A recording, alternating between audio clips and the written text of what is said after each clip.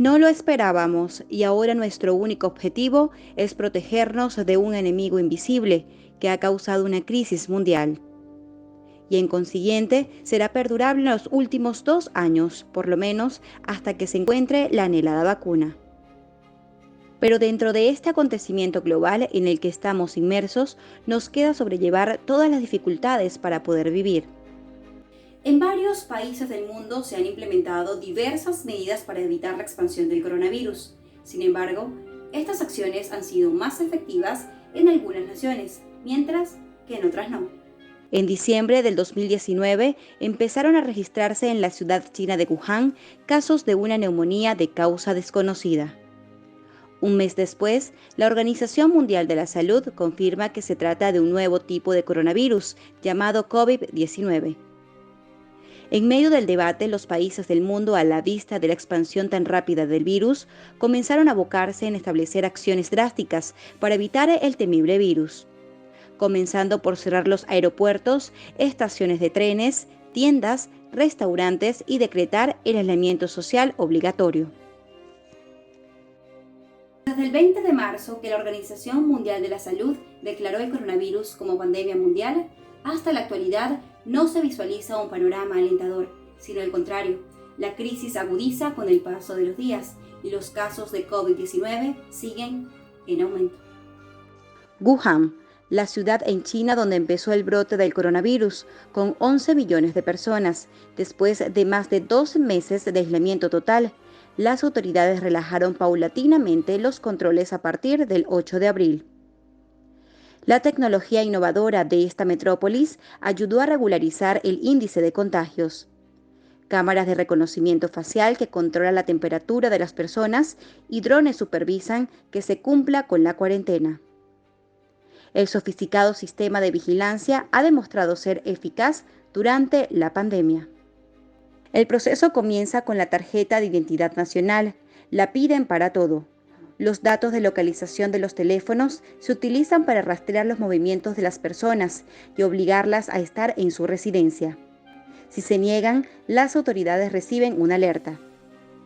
A cada persona se le asigna un código QR de color en función del riesgo que representan. El verde sin peligro, el amarillo que posiblemente ha estado en una zona de riesgo, rojos que dieron positivo al COVID-19. Todos estos con el apoyo de un batallón de agentes del orden, quienes controlan el ingreso y las salidas de los edificios para asegurarse de que se cumpla la cuarentena. Mientras tanto, en los centros educativos es casi perfecto los protocolos de prevención. Los niños reciben sus clases con un protector alrededor de sus asientos y se les prohíbe socializar en la hora de recreo. Asimismo, constantemente se les toma la temperatura. Rusia supera los 232.000 casos de coronavirus y adelanta a España como segundo país más afectado del mundo. Este nuevo balance llega horas después de que el presidente Vladimir Putin anunciara el retiro de algunas de las restricciones impuestas por la pandemia del nuevo coronavirus. Otra de las preocupaciones de las autoridades son los ventiladores mecánicos, pero no por un registro de escasez, sino por fallas de fabricación. En los últimos días murieron 14 personas producto del recalentamiento y cortos de circuito de estos equipos.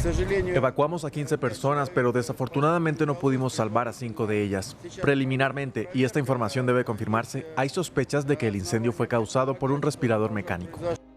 A la fecha continúan con el uso obligatorio de las mascarillas y la utilización de salvoconductos. Pese a que no se registra un cambio positivo en esta nación, el reinicio de algunas actividades sigue en pie.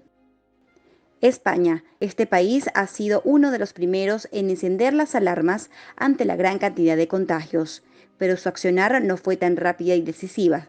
En Madrid, el llamamiento a las restricciones no se produjo sino hasta llegar el millar de casos. Se han realizado más de 30.000 pruebas desde el inicio de la crisis. Esto sería la clave de los incrementos de infectados. Este país no realizó la cantidad de pruebas necesarias para detectar a los pacientes con COVID-19.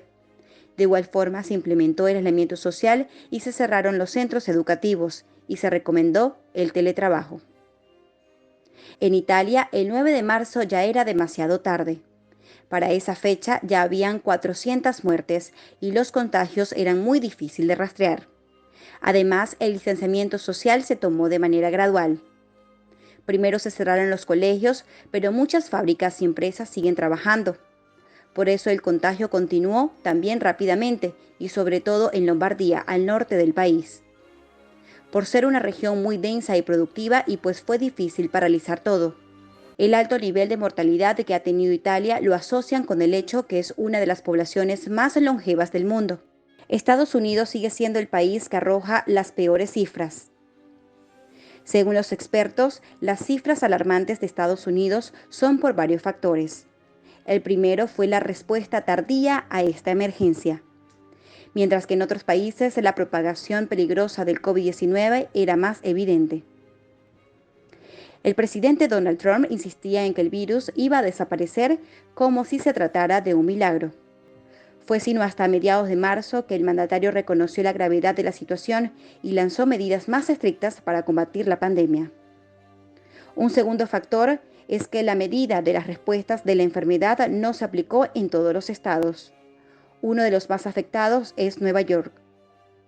Otra de las dificultades de los Estados Unidos es el sistema de salud.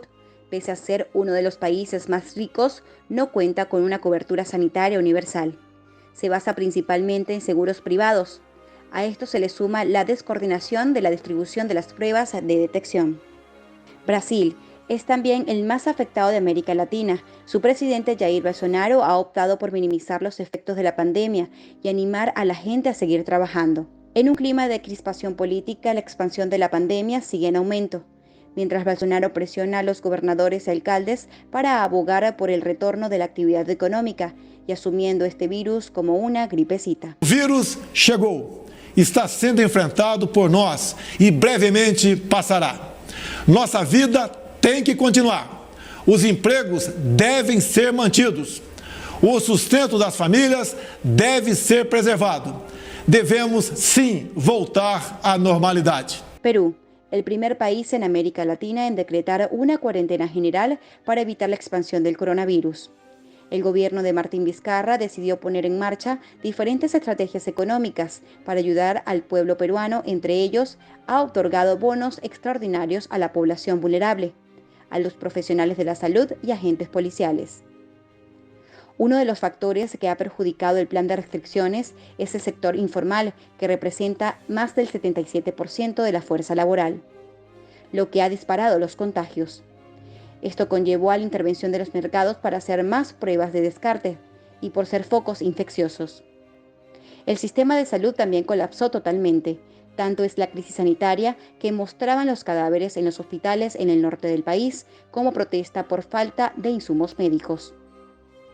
Sumándose un nuevo frente al registrar un gran foco de infecciones en sus hacinadas prisiones, lo que ha provocado una oleada de violentos motines para pedir medicinas y libertad.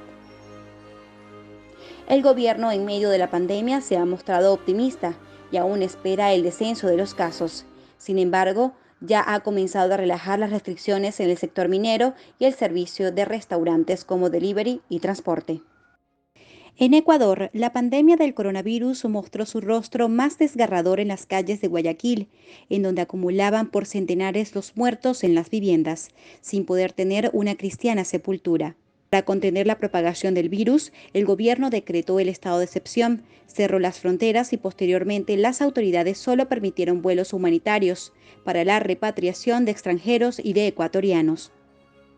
También se suspendió el trabajo presencial y las clases, y se restringió la circulación de vehículos mediante un toque de queda de 15 horas al día para promover el confinamiento de la población. El país desde el 4 de marzo pasa por una nueva normalidad para reactivar paulatinamente el sector productivo y comercial bajo estrictos protocolos de seguridad.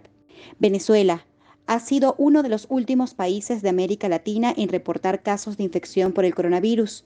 El cuestionado presidente Nicolás Maduro ya había advertido que en cualquier momento el virus podría entrar a Venezuela. Entre las medidas que se han implementado en el país son: en los puertos y aeropuertos se tomaron la temperatura a viajeros que llegaban antes de la confirmación del primer caso de COVID-19. Días más tarde se anunció la suspensión de los vuelos con origen en Europa y Colombia. Maduro declaró el sistema sanitario en emergencia permanente y el Ministerio de Salud de Venezuela publicó una lista de hospitales centinelas.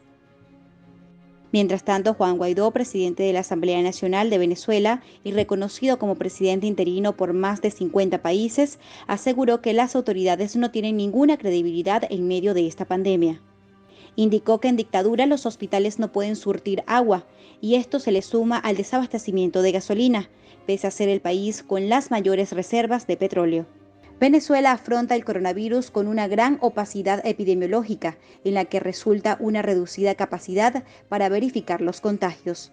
Sin embargo, los ciudadanos venezolanos se mantienen en pie, tratando de sobrellevar un problema más a los que por años ya vienen enfrentando, como la escasez, corrupción, hiperinflación y la crisis de los servicios públicos. Si te gustó el video, dale like y sígueme para que no te pierdas los siguientes.